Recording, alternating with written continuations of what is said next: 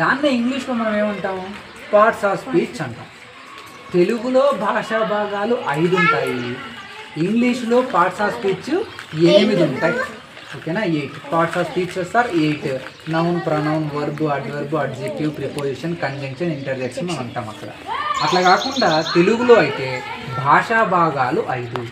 ఒకటి నామవాచకం, రెండోది సర్వనామం, 3 క్రియ, 4 విశేషణం. ఏంటన్నా? విశేషణం.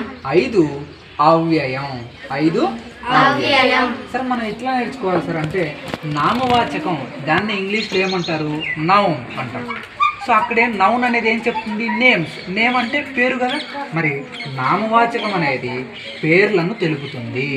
అది ఏ పేర్లైనా కానీ, మనుషుల పేర్లైనా, జంతువుల పేర్లైనా, ప్రదేశాల పేర్లైనా, ఓకేనా, ఏ పేరైనా కానీ తెలిపేదే నామవాచకం. ఉదాహరణకు నాన్న లాస్య, పుస్తకము, కలము, ప్రదేశం పేరు, ఇప్పుడు శ్రీకంఠపురము, హిందూపురము, ఇవన్నీ కూడా నామవాచకాలు.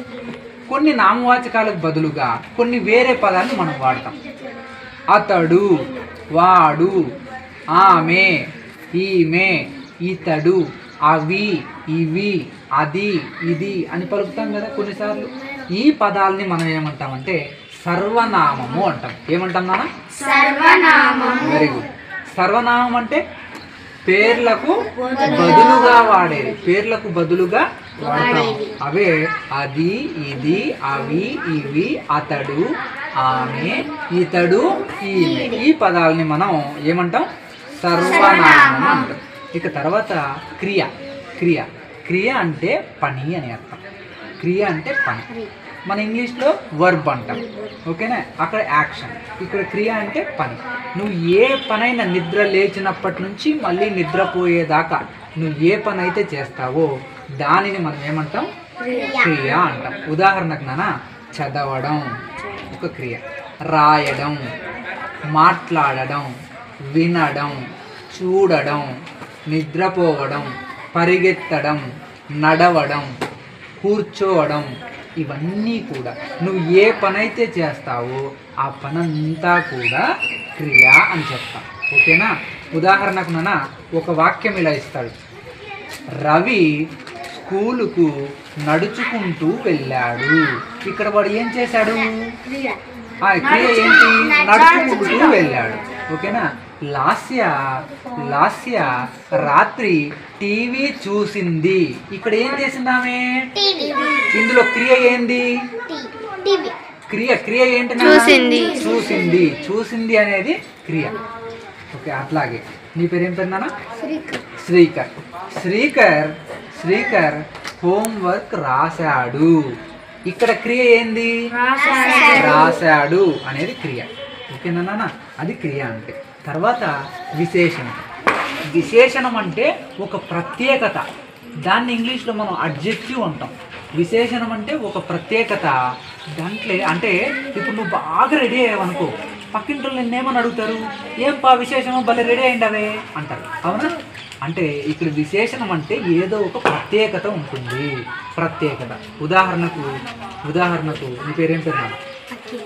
అఖిల్ చాలా పొడవైన వాడు.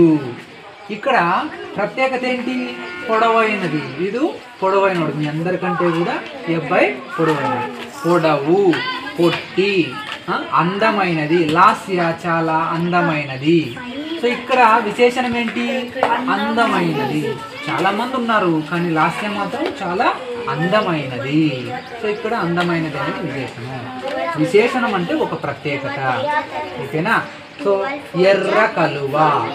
కలువ పూలు చాలా ఉంటాయి కానీ మన దగ్గర ఉన్నది మాత్రం ఎర్ర కలువ. ఇక్కడ ఎర్ర అనేది విశేషణం. వెరీ గుడ్ నాన్న. విశేషణం. ఓకేనా? అట్లాగే విశేషణం అంటే మనం ఏమైనా చెప్పొచ్చు. ఎగ్జాంపుల్ రంగులన్నీ చెప్పొచ్చు. అలాగే వృద్ధుడు, పొడవైన వాడు, పొట్టివాడు, తెలివైన వాడు, మూర్ఖుడు. సో ఇవన్నీ విశేషణం. అందమైన వాడు, అందగాడు, అందమైనది. ఓకేనా? సో ఇవన్నీ కూడా ఏమొస్తాయి? విశేషణం. గుణాన్ని తెలియజేసేదాన్ని ఏమంటాం? విశేషణం అంటాం. విశేషణం అంటే గుణాన్ని తెలియజేస్తుంది. ఎవరి గుణాన్ని తెలియజేస్తుంది నాన్న? నామవాచకం లేదా సర్వనామం యొక్క గుణాన్ని తెలియజేసేదే విశేషణం. నామవాచకం లేదా సర్వనామం యొక్క గుణాన్ని తెలియజేసేదే విశేషణం. గుణం అంటే క్వాలిటీ, వాని యొక్క క్వాలిటీని తెలియజేస్తున్నాను. ఓకేనా. తర్వాత అవ్యయం.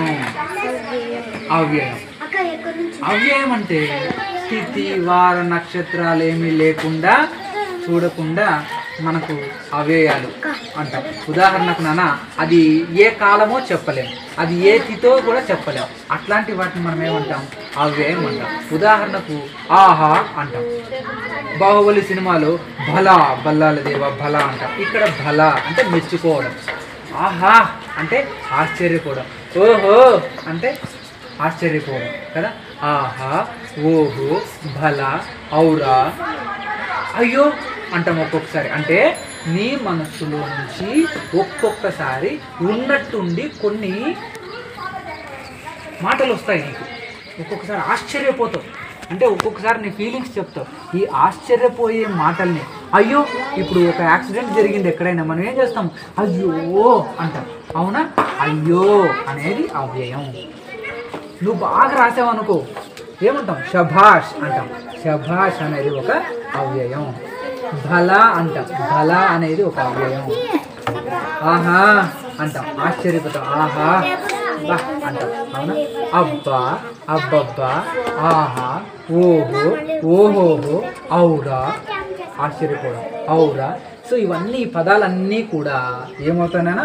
అవ్యయాలు అంటాం. ఈ ఐదింటిని మనం ఏమంటాం? భాషా భాగాలు అంటాం. ఈ ఐదింటిని కలిపి మనం ఏమంటాం నాన్న? భాషా భాగాలు. ఓకే, అర్థమైందా నాన్న? రైట్.